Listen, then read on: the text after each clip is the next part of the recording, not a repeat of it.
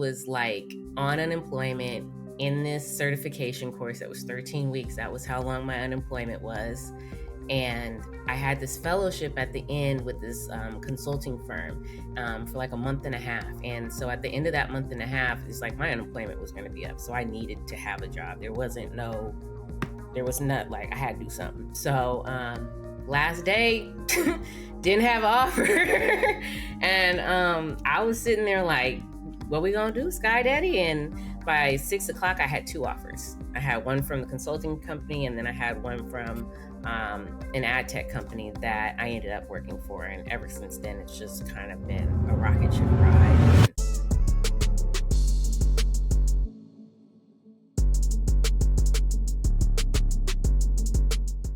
This video is being sponsored by Techtual Consulting. Are you still struggling to get into cybersecurity? Are you not getting interviews? Do you have a bad resume? Or is it all the above? Well, if that's you, then we got you covered at Techtual Consulting. My name is Henry Davis. I'm a career coach and a cybersecurity professional, and I've helped hundreds, maybe even thousands of people get into cybersecurity with my coaching and my content that you've seen in various places. Now, I specialize in specifically getting people in the blue team. That would be incident response or SOC analyst. I can cover everything from your entry level to your medium to your advanced skills and really help you outperform your resume. You don't believe me? Check out some of these testimonials that I've had from recent clients. So if you're interested, click the link in my bio, techtualconsulting.com/offerings to see what offerings that we have available for you. Now, back to the show. All right. Welcome back to the Techtual Talk. I'm your host, HD, and we got a lovely guest for you guys today. Her name is Jackie McDougal, a.k.a. Jermaine Dupree. That's what we're going to call her today, JD. Okay. And she's come in to kick it with us. For those of you that are like on the Patreon, or if I decide to even keep the earlier conversation in the podcast, we actually just been having some great conversation. And I think it's going to get any better. Now, before we get into the episode, you know what to do. If you're listening on Apple Podcasts or Spotify, leave us a review, follow the podcast, share us out. It really helps out the metrics. And if you're watching on YouTube, subscribe, bell icon, hit all the notification buttons so you can be notified when we dropping our content. Now, guys, it's really no real backstory here, guys. Honest to God, truth. Jackie had a tweet that I saw on Twitter about, I can't remember what she was talking about at the time about in tech. I may try to find it while she's talking or she starts introducing herself. But I was like, this is going to be an interesting episode. Because people always ask me, hey, how do you find your guests? I was like, I find them everywhere. Like, I'm not doing the typical, this is what I realized. I'm talking to my audience. I'm looking directly at y'all. I've realized y'all don't care who on here. Y'all just want to hear a good conversation. Because I've had some people that have sometimes bigger followings, like on YouTube or whatever, and sometimes that don't resonate over as in people who don't have no following, but the conversation is great. So that's what we're going for. We're going for interesting stories of interesting people that work in tech. So that's what we're doing today. But JD, how you doing? I'm doing pretty well. Thanks for having me. Let me see. Oh yeah, Mac and Ash Jack. What did I say to you? This is August 7th. Your story sounds interesting. I think I'll be something my audience would be interested in. So now I got to go back to August 7th or see what you was talking about. Oh, look at my phone coming back. Let me see if I can find it. I found it. Okay. I'm over here trying to think. Yeah, okay. I think this is exactly it because this came on August 7th. They said, I was a teenage mother. I had my son at 16. Both my parents were educated. I thought I had really messed my life up, but I'm getting paid more than I ever thought I'd be paid, doing stuff I love to do. Every day you get the option to show up and show out or just BS. And then I think that's when I clicked on your profile and I said, oh, okay, she in tech doing something. And so that's when it led to the DMs. Yes. So yeah, with that kind of introduction, let's segue into who you are. As long as you want to get, that's what we do around here. Okay. Shoot, I'll just expand on the tweet because I think that'll give you some good context to where I came from and how I got here. Hey, I just thought about like maybe the intro to this pod being like, so maybe you're wondering how I got here. Like they do in the videos, the movies. Like, yeah, listen, I definitely very much identify with that type of opening. I feel like for the trailer of my life, if I had a docu-series, that would definitely kick it off pretty well, because I feel like I went on a little bit of a rocket ship ride with just the ups and the downs of how I got here, which isn't even, anyways, we'll start. So like I said, I had my son when I was 16. Definitely was not planned. My father and I rose to the occasion, and I was a young mother. Both my parents, like I said, were educated. My mom went to Berkeley, my dad went to Oberlin. I definitely did not think that I was going to go down that road. In fact, when I once I had my son, I was actually supposed to go on to this internship or like this kind of like high school program and study abroad, but I didn't get to do that. And I don't know if you want me to even tell the story. If you're comfortable with it, my audience, I tell people this all the time. My show not for everybody. It's for certain people that want to rock with it. And I feel like as long as one person, like we connect with one person and let's help them on their journey, that's what we do. So I'm like, if you comfortable with telling it, by all means, Okay. this story goes as far as you want to take it. Okay, I'm just gonna give a little glimpse just because it's kind of part of how and the motivation that I have to even get to this point. But I was a young mother. I Both my parents were busy living their life, doing their things, trying to take care of us. And when I got pregnant, I did not tell anyone. By the time my parents did find out I was going into labor, I'm sure everyone's going to be like, how'd you do that? I'm going to write a book. I want people to know that, because I find this to be just like the catalyst and like the fuel to my fire and how I kicked everything off. But I say all that to say is that after that point, I had to figure out what I wanted to do, because I didn't want to be a stereotype. That was never the plan. It was always to go to college. It was always to try to make my parents proud. But I came out the gate a little bit rough. And so it was quickly like, what am I going to do? And I could have went to college and at that point, but I felt bad like putting the burden on my dad to have to supplement me those 4 years. So I went the work route. I went and got a job being an administrative assistant and just took my time figuring out what I wanted to do. I thought I wanted to be a teacher. I thought I wanted to be a nurse. I started nursing school and very quickly realized that my stomach is not set up for that. It's just not. And to be a teacher, you have to have a certain amount of emotional capacity. And I'd be bringing people's kids home if I was a teacher, because you're taking care of kids. You're trying to make sure they succeed. My dad's a DBA and he always told me to go into computers. And so by the time I had run through all those different kind of options, I had landed a marketing associate job and they had Salesforce. And I got really good at running reports, and I had 30 field reps that I would support. And so they realized that I was really good with Salesforce and they wanted the reps to take on more responsibility, all that stuff. So I started doing L&D. So learning and development, and I would train the reps. And from there, it just snowballed into just Salesforce. That company downsized. And because I like Salesforce so much, I started looking for more opportunities to do Salesforce, even though I wasn't certified. So my next job was a project management job, and they didn't have a really good platform to manage their like complex process of like campaign finance. And I got the job, got a budget, did my first implementation, and it was just like, I love it. I want to do more of it. How do I get more of this? The election year was up. I found myself again not getting to do Salesforce, so I left. And from there, again, downsized. And I was like, okay, you can't keep doing this. You need to do this for real. Let me go get certified. So that's what I did. I had a lot of crazy life stuff going on during that time. Me and my daughter's father broke up, and I literally was like on unemployment in this certification course that was 13 weeks. That was how long my unemployment was. And I had this fellowship at the end with this consulting firm for a month and a half. And so at the end of that month and a half, it's like my unemployment was going to be up. So I needed to have a job. There was not like I had to do something. Last day, didn't have an offer. And I was sitting there like, what we gonna do, Sky Daddy? And by 6 o'clock, I had two offers. I had one from the consulting company, and then I had one from an ad tech company that I ended up working for. And ever since then, it's just been a rocket ship ride in startups. And I was a junior Salesforce administrator after I got certified, and I started with that ad tech startup company. Hmm.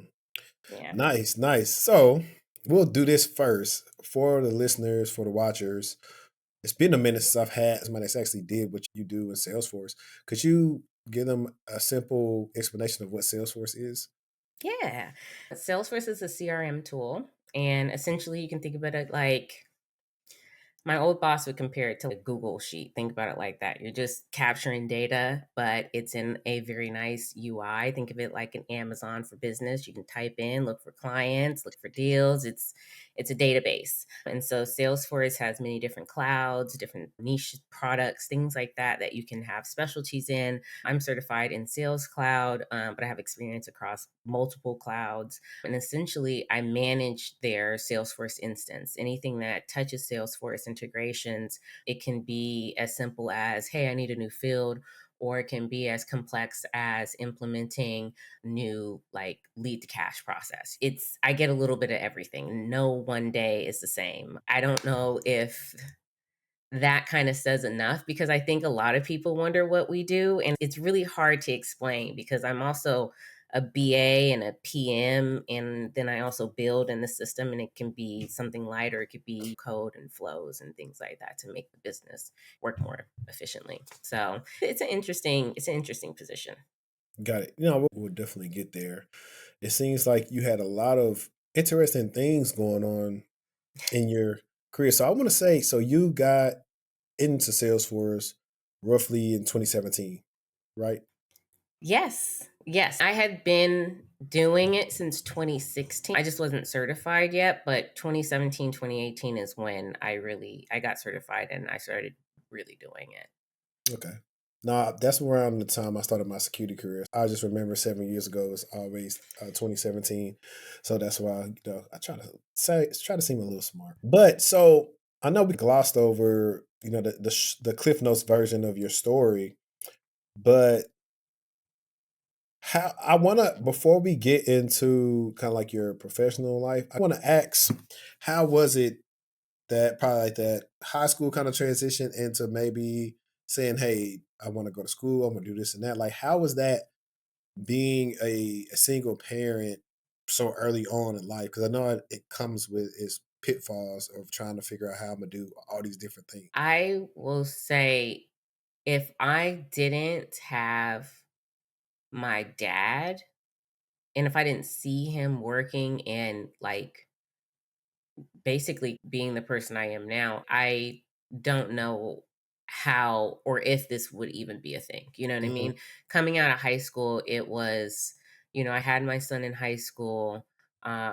Me just trying to enjoy what I could in high school, being a young mom and going to prom, and I got to do all that. And coming out being like, okay, like you're an adult, like what's next? Hmm. And like I said, my dad, he's a DBA. He's the director, yeah, of I always forget his title because he's retired now.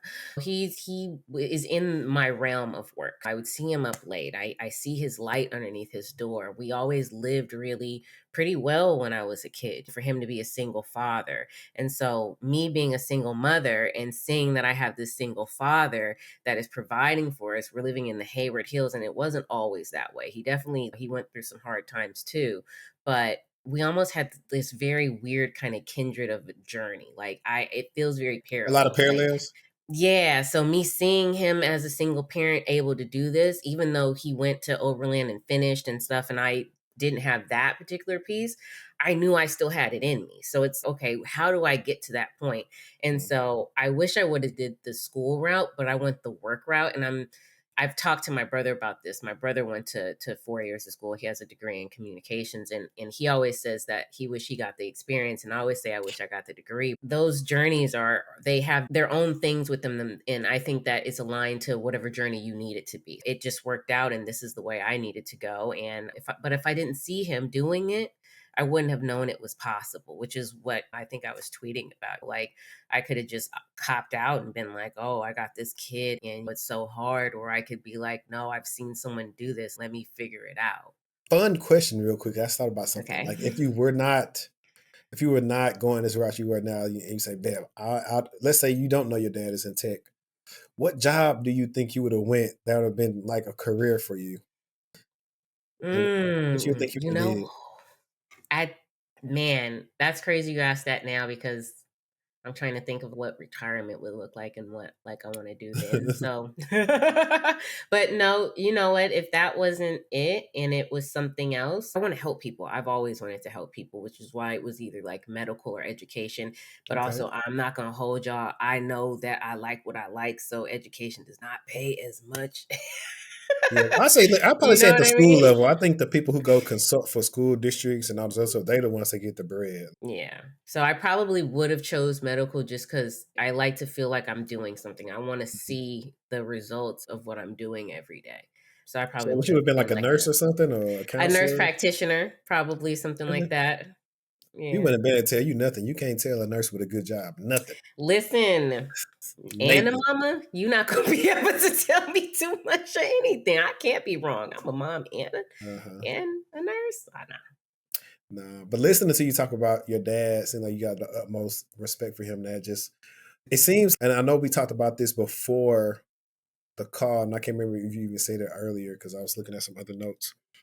But you said, hey, they didn't know you had these big clothes on. It seems to me, and it's not me actually trying to be funny, but it seems to me like you were very aware of how hard your dad had to work and all this other stuff. And it maybe seemed like you didn't want to put like a burden or something on him or something based on You something know like what? doing that. The older I get, the easiest way I can explain that is probably, yeah, I didn't want to burden them. Mhm. I grew with my mom had her own kind of ailments when I was young, and I had to assist and take care of her. And I think I quickly realized, like, adults, even though they're parents, like, they're still people. And I knew he was already going through a lot. So it's crazy because when I went into labor, when I went into labor, I had a plan. I was like, if I make it to my mom's house, I can take my mom's car, I'll go to the hospital and I'll figure out everything later. Like I had thought this through. I was like, I'm going to get a job. I'm going to figure this out. They're not going to have to do anything for me. And that did not happen at all. But yeah, I didn't want to burden them. And there Yeah, was just a lot going on in the family as it is. So right. I'm just thinking about just knowing what it takes to like have a kid or something like that. I'm like, were you just driving yourself to appointments and you had a yeah, it was a lot of you take the bus home after school or something like that. Mhm. They don't really think about you until dinner time. So you got like a window of time to operate and take care of or do what you need to do. And the only person that was really suspicious and on to me was my little brother. He was the one that was like, because he was around the most. So he was like, yeah. what, something's going on. He was But like, yeah. it's a what's the it's the, I think it's a little backyardigans got a little meme. He was like funny, not like ha ha, but funny like weird. He probably was like that at the house. Listen, when I went into labor, I was like, I need you to go tell dad. And he looked at me like I lost my damn mind. He was like, I'll go with you, but I'm not going to tell him. Like, no, but Yeah, yeah, no, he's a good brother. yeah. Oh, no, that's cool though, because I imagine, like I said, I took two little girls now a little boy, and they see me in this room a lot with these lights on working. A lot of times they sleep by that time, but they know I'm in here working or something in the office. So Hmm. I could just imagine by the time I'm older and they probably get around your age, you're saying, "Yeah, I see my dad do all this different stuff. I see him on the TV and doing this stuff." So I knew I could do this because my dad Yep. did it. And the only reason I'm segueing into that is because of my last episode that's out now. If you guys haven't watched it, check it out. My boy went from no experience to a cloud engineer. We talked about one of the reasons why a lot of us are not in these spaces is because of exposure access. So, like you said, hey, if I didn't see my dad, how would I know? A lot of black kids don't see anybody doing that type of work, especially back then. That Yeah. let me see if I'm decent at math. That was about 2001. Yeah. Look at me. Yeah. Yeah. You're right. No, it wasn't Because I 2001. 2003. it was definitely through that time It's because '03 because my little brother was born in '04 and he's oh, 20. you're So talking about it's my '03. son. I'm sorry. I thought you were talking about something else. No, High school. I was just talking about like your age and everything, and I'm just thinking Yeah. about way back then was different from like now. Apart, so you can see at least on here talking about it. So now your son gonna come back and watch this, and your daughter may see it, and who knows, your dad might even see it. He may want to come on the show Yep. and talk about being a single dad in tech and stuff. Yeah, So you listen, he's got a very similar story to me too. He started working at a company and grabbed a whole bunch of people and were like, who wants to learn SQL? And it's all It's all downhill. Yeah, I noticed them black men, I believe like your dad probably around this age of those 50s, 60s area. 60, 64. Yeah, I worked with a guy at JP Morgan. He was a whiz at SQL. Mm. It had They all the were scripts for me. teaching. Yeah, those companies, they used to have better programs and training programs for people back in the day. Yeah, definitely.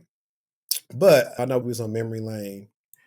I wanna I actually want to get briefly into, I know you said you gotta explain Salesforce. I know you said you can't really explain how you do it because you got so many different hats, but we could say what would be like a typical day be like a Salesforce admin.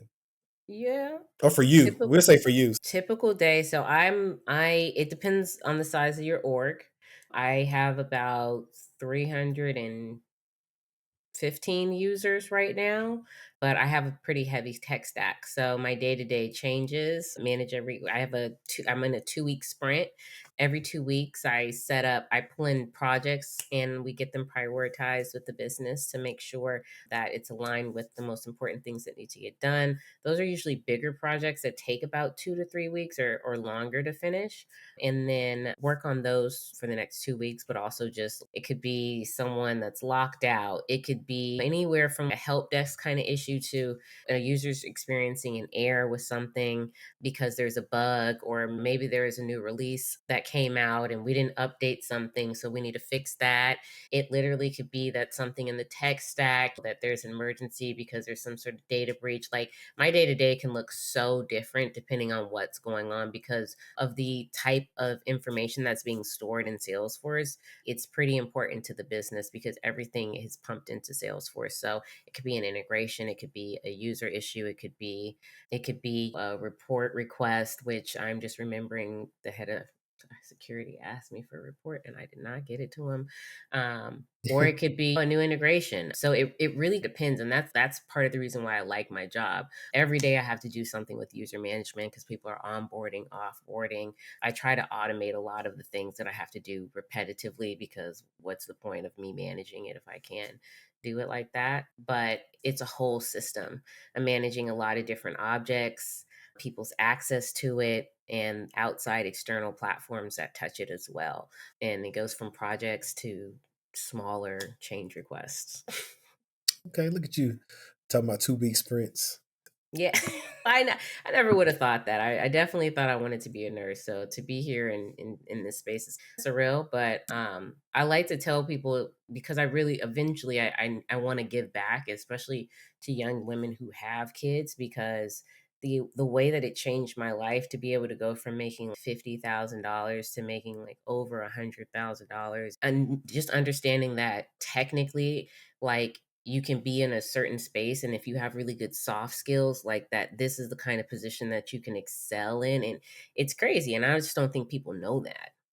Yeah, no, actually, I was about to get in the next thing of asking you what skills do you think someone should have? Let's say they don't even have you didn't really just have the background doing Salesforce at first, but if they wanted to get into it, should they get on Trailhead? What should they do? You know what? There's definitely trailhead. It depends on your learning style. I think if you're starting fresh out, you don't know about it, you're coming in net new, then you should get Trailhead. But having someone like visualize it and talk you through it is pretty important. So Mike Wheeler on Udemy has gotten so many people certified, and I like the way that he approaches explaining the foundation that you need to become an admin. And so I would recommend his Udemy course and Trailhead. And sometimes they even have Salesforce Saturdays. I know the pandemic had happened. That's another thing I really love about the space, is that we have an ohana kind of, that's what it's called, it's family kind of There you go. methodology. Look. So yeah, yeah. And when I tell you, Salesforce is great, I drank the Kool-Aid, but the amount of things that I can't maybe find documentation on, and the amount of people in this space that are posting and helping and replying to people of, I don't know how to do this, can you help me? I've never seen it before. And that's another piece of this, that I love Salesforce. And I feel like anyone coming into tech that hasn't done tech can easily come into Salesforce, be supported, get a really good foundation of understanding like architecture and just data management, and then figuring out where you want to go from there. I think it's a wonderful stepping stone. Yeah, perfect. I know. I started laughing when I just thought about Lilo and Stitch. But one of the things I thought about when you were talking about Salesforce was the fact that all the information it has, and you were talking about these external parties that have access to Salesforce. And granted, this may not be your domain, but I'm assuming you may know a little bit about this. Do you work with any of the GRC people? I'm actually going through a review right now to lock Salesforce down because notoriously it has been left open for people to have API access. And I'm trying to get that shut down with the GRC team right now. So they no one is going to like me after this because I'm going to lock down access and make it so you have to go through an approval process for anything that you want to be integrated with Salesforce, even if it's individual in nature. So, yeah. Now, what's funny is, hey, they might be wanting you on the security team after this project. You know what? I was going to ask you about your how you got into security because funny thing is I'm segueing into a new role that incorporates some compliance and security pieces of it and I've actually been getting pretty interested in maybe pivoting. So I want to see what other people feel about the space that they're in. Yeah. I think I have the traditional story of a lot of people that's like around my age is a lot of us didn't get to skip the help desk era. So I did this for 2 years at the beginning of my career. Then I worked in what you call a NOC, was a network operations center. That was like 6 months of 2016. And then that next year is when I got my first security job working for McAfee. And then I've been Oh, in security since then. And I was working as a SOC analyst and I've been a SOC lead. I did incident management. I did some GRC work as well, JP Morgan. And then now I'm back doing incident response at another company. But what yeah, out of all of that, what did you like the most though? I like what I do now the most, but I like when I was doing more lead type work because I get to use a lot of my soft skills and I get to complete more projects versus being in the weeds all day. And that's cool Mm, sometimes too, but being able to fix the things that I see that are messed up, I like doing that better than some of the stuff I do on a day to day basis because I can do it like the back of my hand to where it's like, you know what, I can fix this if y'all just let me do it. So that's how I feel. okay. And the reason why I asked you that question is we've seen like all these different breaches happen this year. Mm. Like we just read about Avis Carvino had a bad breach, and we're trying to figure out if they're going to dispose what business application was it. But hackers got access to people's driver's license numbers, their phone numbers, their social security numbers, their address, What was emails. this? This is recent. That's If you why look I'm at like, So that's another reason why the other part of this podcast exists for that, for people like, hold on, hey, I was listening to the Textual Talk and they was talking about this breach that people didn't say anything about. So yeah, that's the thing. Them people generated, and that's another thing that pissed me off. Let me see. Okay. I'm gonna do this so I can cover up my stuff. But we covered at the beginning of the year that Change Healthcare, United Healthcare had a big breach. And so I saw that was on there. However, I'm like, I don't want no, I already got credit monitoring. I want money. Y'all make so much yeah, money. I want bread. I ain't do nothing at Avis, but I was like, they made like $12 billion last year. Get them people some money. That's the only thing that's going to change with regulations. Instead of giving us money to, hey, from now on, if you got a big breach and it's like X amount of people something, you need to say, hey, we're going to cut a check for $50,000 to everybody affected. That's what y'all gonna start doing. It's gonna yeah, make y'all hire the staff y'all need to do what you saying. Because think about it. exactly. If somebody exploited what you just said at your company, hey, this is y'all risk acceptance was this a long time ago, but this is something simple to fix. Most of the time, it's just something culture wise, company wise, people buy into, and they just didn't ask about it. And that's why a lot of times it takes either somebody new come in, they start poking around. Hey, why they got all this access? And nobody's governing the access. Why can't I find any paper, what we call it, paper trails of people getting access to this? That part. And so That now part. you don't know how long a person got access, and it's like all those different things come in and stuff got to be tied into there. Because then when you get audited, it was like according to this yada yada yada, y'all should have had this and this done for security purposes.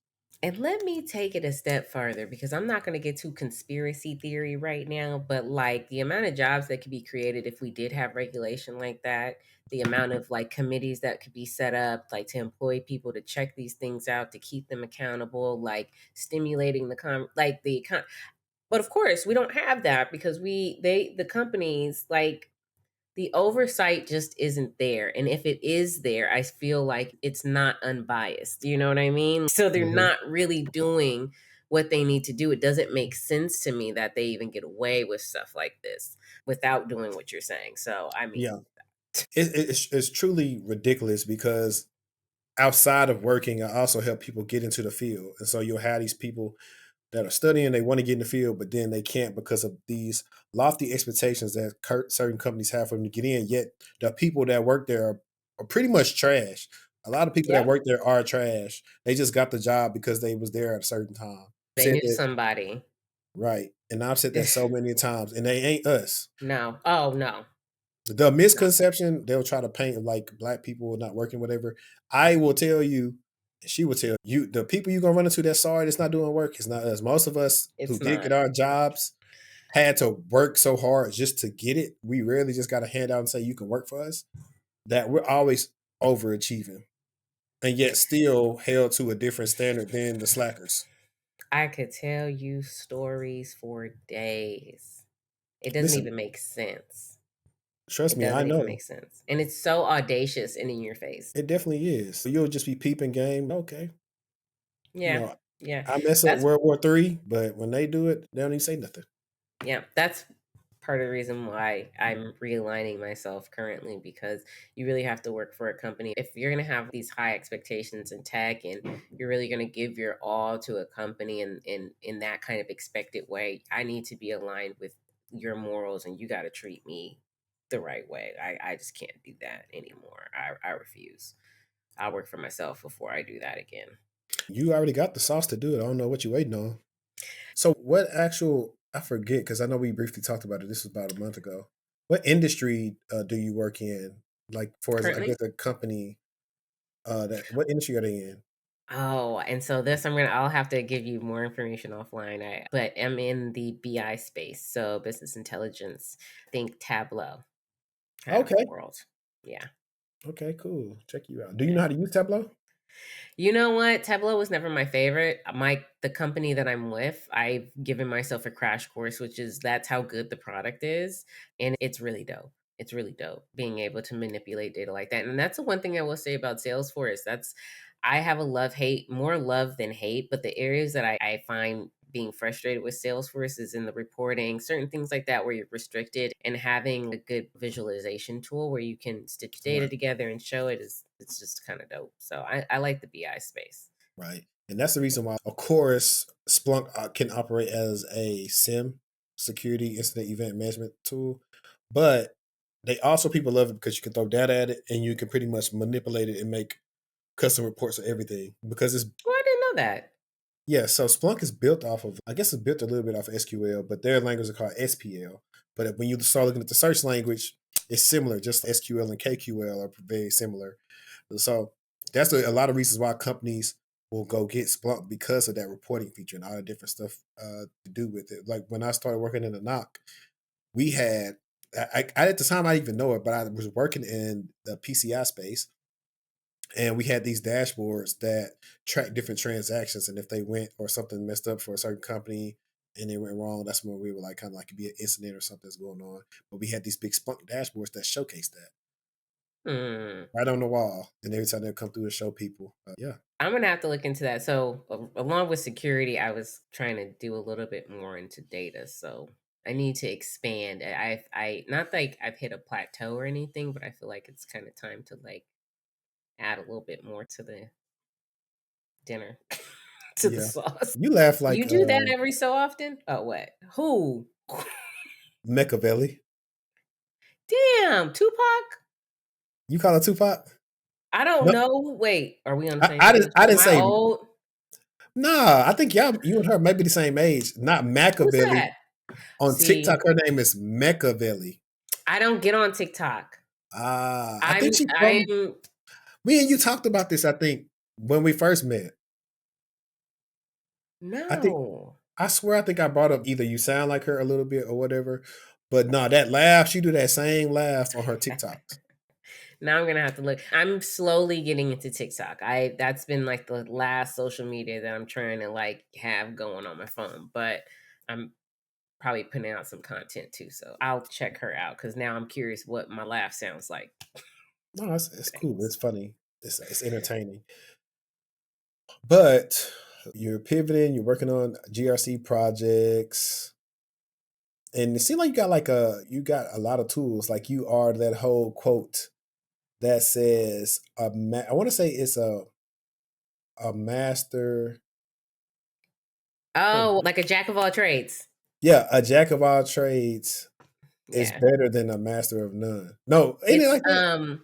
it's a mass shit. It's you know a lot about or a little about a lot of things or something. The whole quote is better than the piece that people like to highlight. That makes it seem like, oh, like you're a little bit a lot about a lot, but you're a master of none. But I want to say the whole quote itself is a little bit more balanced, like in I what got it's it. trying to convey. But I always wanted to get that tattoo because my name is Jack, or at least my family calls me Jack, and I feel like I know a little bit about everything. Yeah, a jack of all trades is a master of none, but oftentimes it's better than a master of one. Yeah, there you go. That There you part, go. Yeah, they always just say a jack the of all first trades, part. master of none. Yeah, yeah. So that's what I thought about you and Yeah. your role. Because you know what? I have a friend, he is at a company and they be making them do a whole bunch of different work. I say, bro, places I work at, the stuff you doing would be divvied into different teams. And they know they're getting over. Because they not They, paying you if you was doing all that work. And I would always be like, man, listen, you need to get your bread. I was like, if possible, this role do less than you and get paid more, and you doing all this stuff for scraps. my dad told me that was part of the reason, another reason why I was like, okay, I feel like I paid my dues, I've done the baptism by fire, I've thugged it out, and now we're gonna take stuff off my plate. I feel like that's normal though, don't you? Like coming into it, like having to take roles where you got a little bit more and you have to do it to get into the space, or I think no? it depends. If it's like a generalized term, like I have a client where he accepted a role that it's like a security admin. In my mind, I'm like, okay, this is going to be a generalized role where he's going to do multiple things and they're going to get their money out of. And I know that because I have insight of what I know roles to be. I say anytime a role is not specific, it's going to have you Yeah, doing a whole bunch of crap. And I see that a that's lot of true. times with a system administrator, anything type of administration type of role, you're going to do many different things. However, the benefit of that is it can lead you into your niche. Yep. That is, you are preaching right now, okay? That's exactly true. And it's really important to make sure you have support for the products and for like best practices, all of that, especially in my world. Because if your company has Salesforce and they just want you to do things quick and dirty and they don't care about supporting it, they are going to try to get. Yeah, but that's good though that you are getting ready to actually just work at more of a higher level and just hand stuff out to the PM or whatever. Because you're like, look, I know what to do, but I'm not going to be doing everything. Because Yeah. ain't no way possible you should have been doing identity and access management and all the other stuff you was saying you was doing in your role. I'm like, she need a raise.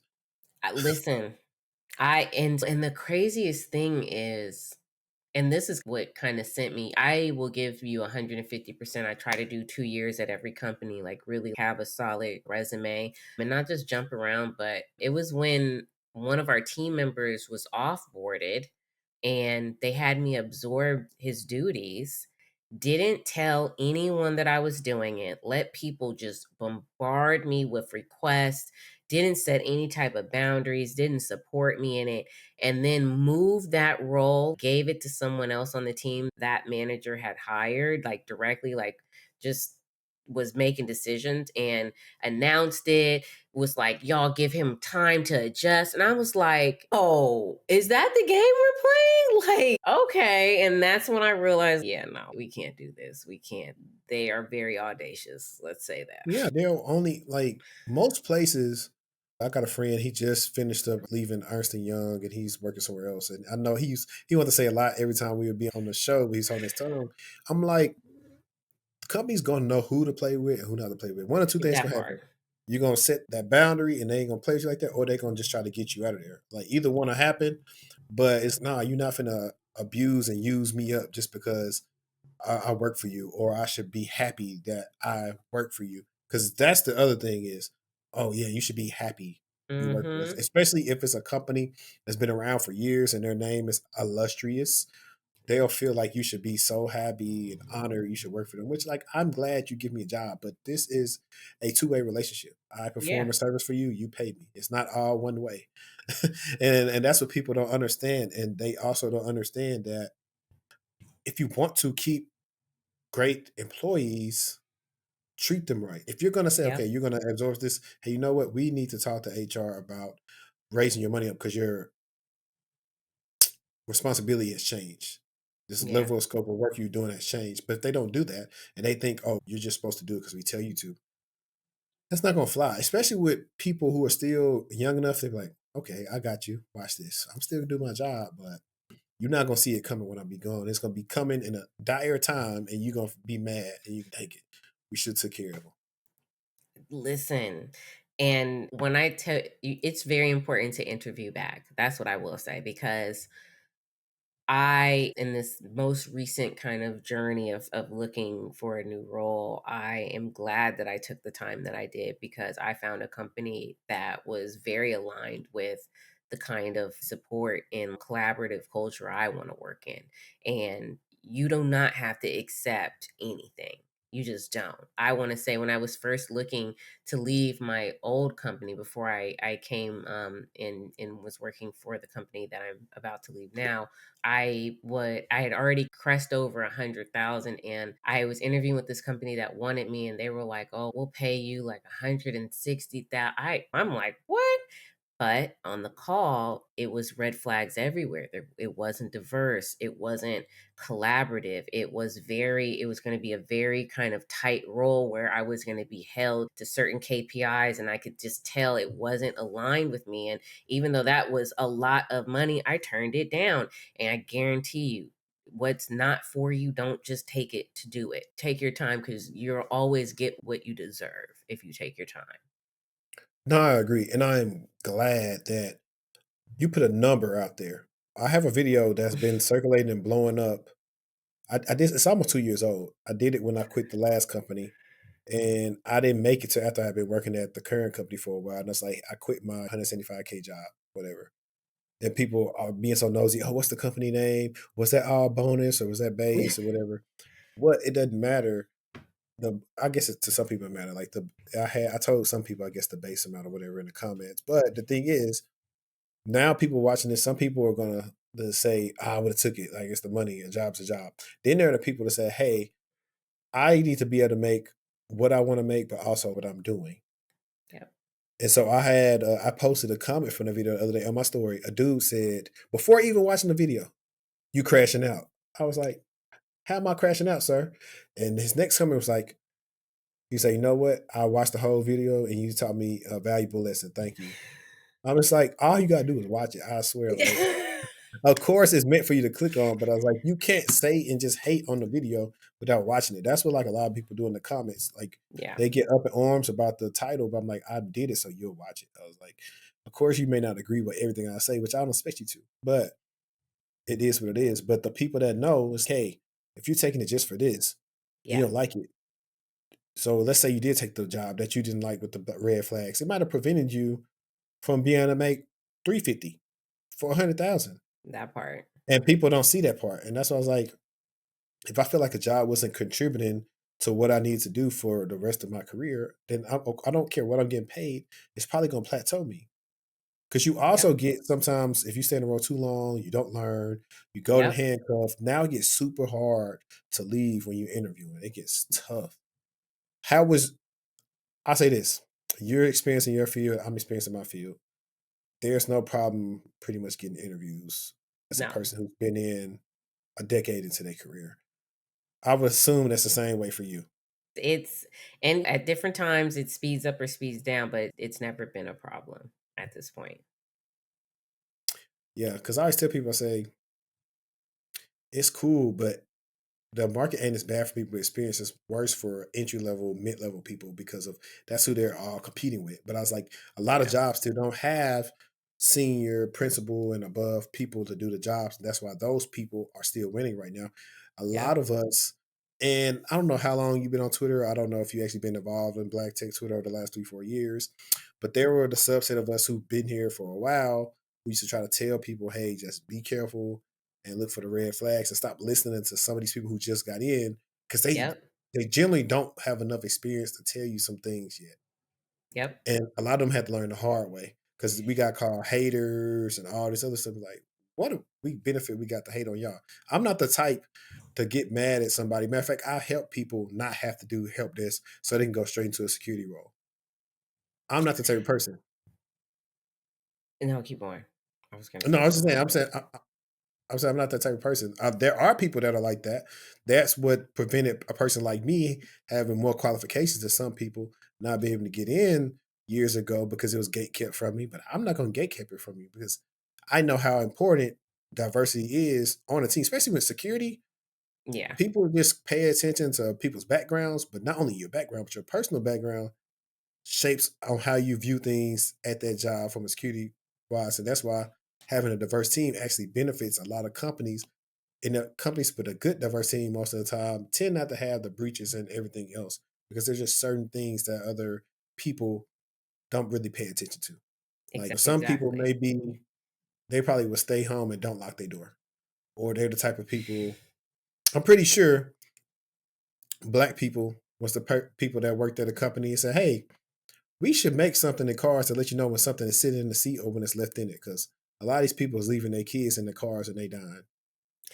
You know what? I could definitely see that. Or it being coming from more parents than other people. And that's part of like diversity too, which I don't think people think a lot of. But it goes to my old boss. He did a really good job about hiring a diverse team, people from different backgrounds, green people, a little more seasoned people. But I think in tech, you also just need to be green across the board wherever you go when you start new jobs, not to bring old habits to it and be a little open to new things. But yeah, no, there it's diversity is really important. And I hate the conversations that I see going on online right now about DEI and stuff. It really annoys me. But we won't even go into that No, we unless you should. want to, because We yeah. should.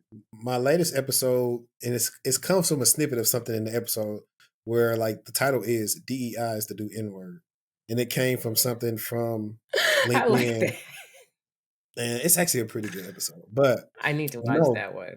on that episode, the dude said, I think I need to go find a comment because I thought it was stupid. It was like a short sighted comment because I don't think they're getting the whole picture. He said, where was it?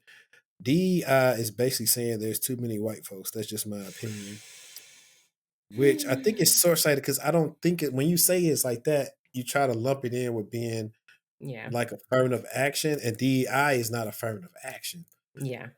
I just try to make sure, hey, these qualified applicants of other races and ethnicities, they get a shot at least interviewing for these roles. Yeah. And maybe there is, and like I said, I don't know back in HR wise, maybe there is and say, hey, we need to have this type of diverse team. So we had made a quota, but not in a quota as in just to hire somebody that's qualified. I think that's where it comes from. Because I'm gonna tell you, talking to it's taking not a client, but he got laid off from his job last month, and I've been helping him like try to get interviews and stuff like that. And he was telling me how a friend of his got the same job that he's qualified to do, but the hiring manager don't want to hire black folks. And he's like said it, and he's also said stuff I think to like some of the Indian people, and so the guy's pretty much a prick. And that bias just showed up, and I told him to say, if y'all have evidence that can support that, y'all can report that company and their hiring practices and get him out of there Yeah. because should nobody have to do that or go through interviews knowing that you're not going to pick them just because you don't even want to, that certain people to work there. That's crazy. But that's one of the things companies will never say that. It's always going to be some BS reason why they didn't hire you. But a lot of people that in that minority range, like I don't know what the numbers come to in tech, but I think the numbers may be, I know in cybersecurity, it's 7 to 8% of black people are like in cybersecurity. It was a super low amount. I looked for Salesforce too because I think it was like 45-50% is white and like mostly white males, and then the rest is minority people. And I think black people in my age group is like the same 7-8%. It's not a lot of us. And I get it, but at the same time, what makes it tough is that, like I said, until the tables were reversed, people don't understand like the feeling of going through so many panels, interviews, and Oh you my god. hopefully maybe even seeing one black person, let alone none. Mhm. And so you just, is this It's a implication? exhausting. Is this kind of tell me about how the company is? Like y'all not rocking with us like that, or what? I'm the type of person. If I know I'm interviewing some black people, I'm gonna try to have a black person that's on the team or something in a company to at least be in some type of panel to make somebody feel comfortable. Because sometimes you just do not feel comfortable. You I feel like, mean, yeah. No.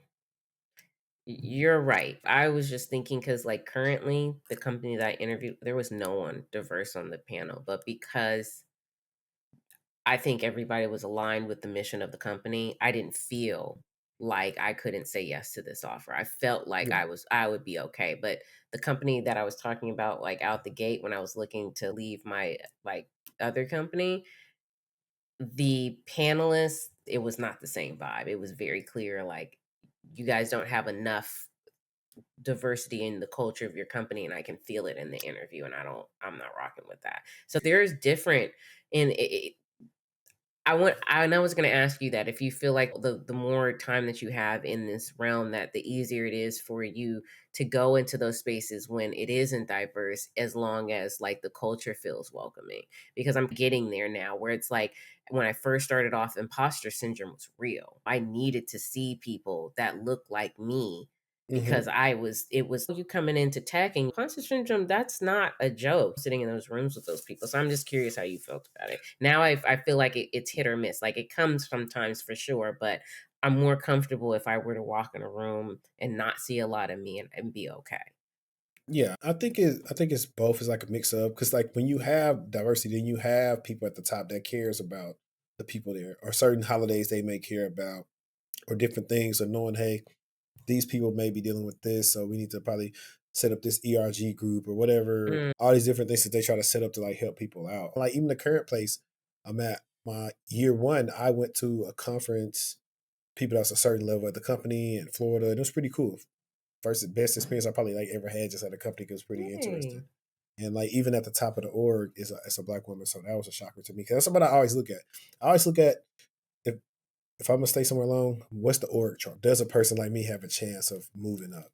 If Yeah. I don't typically see that, sometimes it's okay. I could just be playing myself or seeing what does it take. And I'm also not a kiss up type of person, so that's why a lot of times I probably wouldn't move up either, because I'm not going to kiss up to you. Yeah, I don't really care too much about that. and it doesn't even make a difference, I think sometimes. It's just a waste of energy. Yeah, we don't can't do that. Okay, Yeah. I definitely feel that. And I actually want to ask you this too. I asked a couple of women this before about. I had one of my, and that episode hadn't been edited yet, but we were talking about her being a single mom and interviewing. And how is that? Do you feel like certain companies won't hire single moms because they feel like they'll probably always got to do something for the kids and they're always got to be off and all these other things? Is that a thing that sometimes you get a feeling for sometimes? Or because think about it, most people presume that the woman has custody of the kids. So the man don't typically go through that, and they could have custody. Yeah, you know what? I definitely have felt it.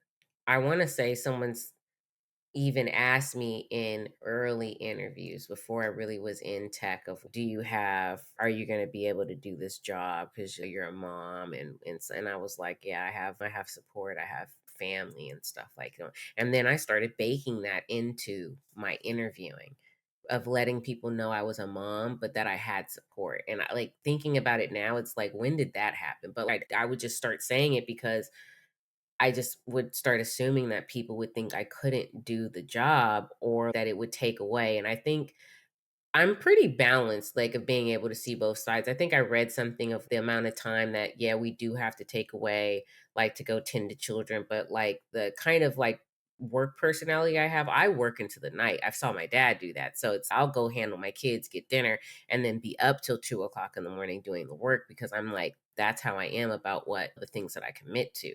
But yeah, it's definitely present in the job I have now. It definitely, it feels like it depends on who's interviewing, who's going. I feel like as a mom, like you can read people and you know who you need to make feel more comfortable with it than other people. I definitely can read the room pretty well on that one. So yeah, it's hard, but I think that's where your soft skills have to come in so people understand like what you're capable of. So they know that even if you were taken away from it, like you're on top of your shit. Yeah. And speaking of soft skills, I forgot because actually some soft skills actually do have names. Do you know the names of some of your soft skills, or you just got them? You know what? I'm not really good at this, but I would suggest, I will say that something that it came up for me recently that I think people should investigate is it's called this predictive index test. And I did it for a job interview a long time ago. I was probably like 18, 20. I think it's really good to take into interviews as long as it's positive. Your results are positive, but it breaks down like who you are as a worker and like how you approach work and things like that. And it's really it goes in depth. It was amazing. But soft skills wise, communication is super important, empathy. Um, I think being a mom, those soft skills of like in tech, Patience. patience, being able to deal with someone that doesn't understand what you do or like the technicalities behind it, being able to like, yeah, do that. That's a gift. Time management. I think making people feel comfortable in you facilitating this work. That's the biggest thing I can say is if you want to sum it up, because the more comfortable I can make someone feel in my capabilities and me getting this project done, the smoother my job is. And so that's what I come in with, making people feel good, making sure they have visibility. If people don't have to ask a lot of questions, they feel pretty good. So those are like the biggest soft skills for me. And I think that it goes really granular into like different things that are important, and we could talk forever about that. But another thing is I think is really important. And for me as a mom, of what I realized in tech is that understanding being my boss's right hand man. It's that got me so far. I had a boss that was in high level meetings. We're on this rocket ship ride, like we're the only two admins. Me understanding him and how he thinks and what's important to him, and coming to meetings already ahead of it. When you understand what someone wants before they want it, because like temp checking everything, like that's a big soft skill. I don't even know what to call that, but if you can be ahead of the curve just a couple steps, it does wonders.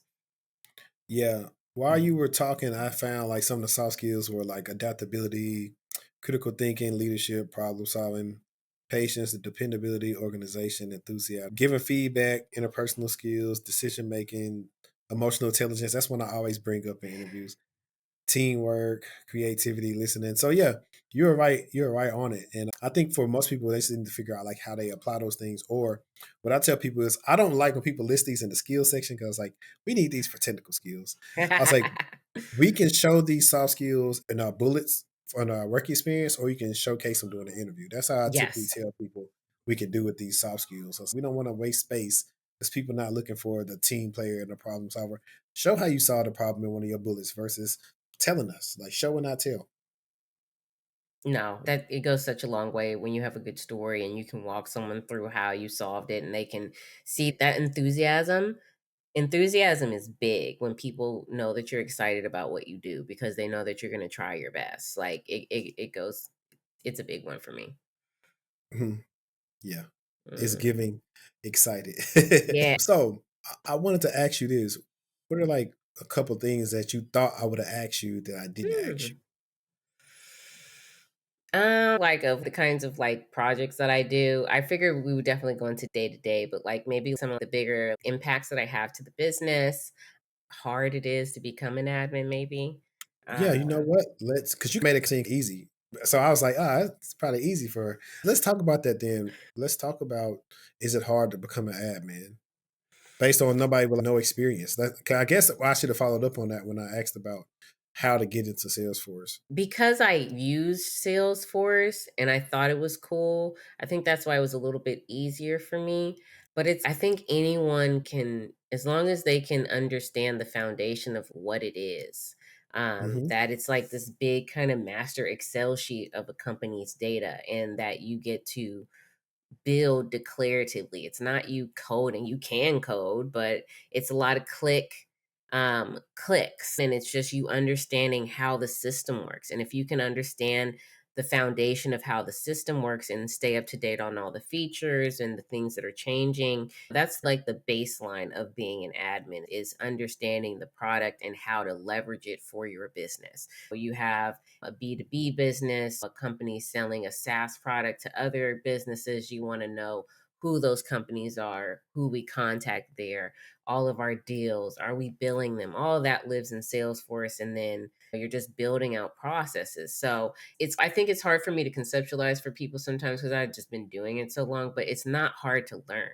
You just have to translate it the way you need to, because we all do it every day. When you go on Instagram and you're clicking on different things and you can search for this and that, that's all Salesforce is, just for a business. And if you think about it like that, then it's okay, I get the idea.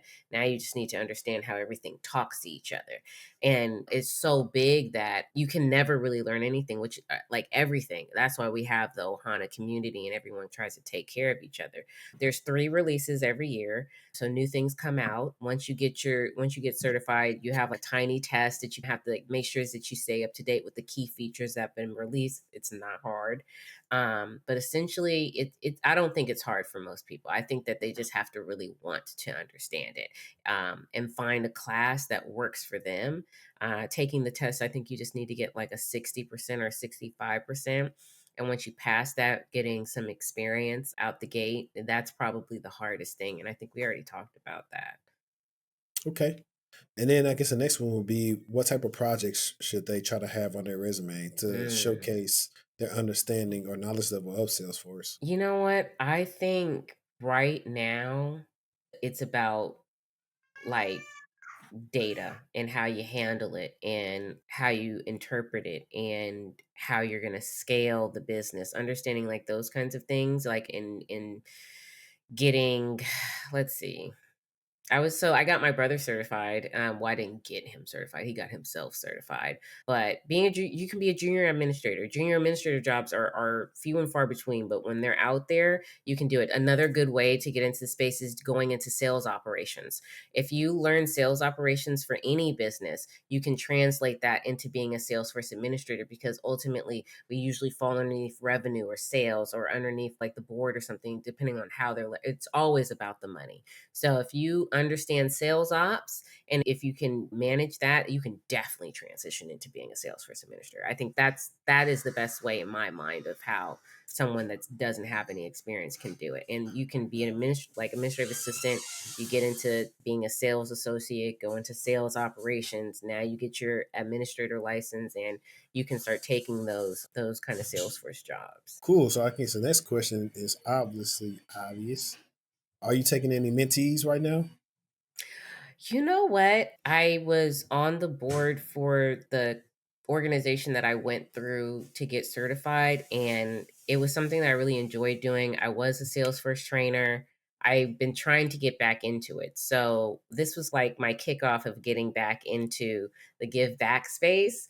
And this was my reminder that I need to do that. So I have done it in the past. And with me transitioning into this new role and getting more space there, I do think that I'd be getting back on board. I probably would want to kick it off January 2025. But yeah, I'm always open for people to hit me up and to ask about Salesforce and for us to talk it through and for me to support anybody that wants to move forward in that realm.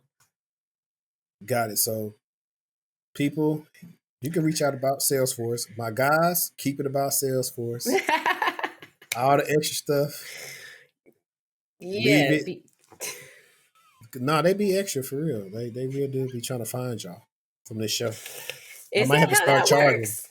I might have to Hey, start. I was going to tell all my business. And if you, I'm not going to tell my business. I'm not going to tell my business. But yeah, y'all be safe. Don't be She too looking bad. for somebody that got the low cut Caesar with the deep waves. That's what she looking for. A country boy.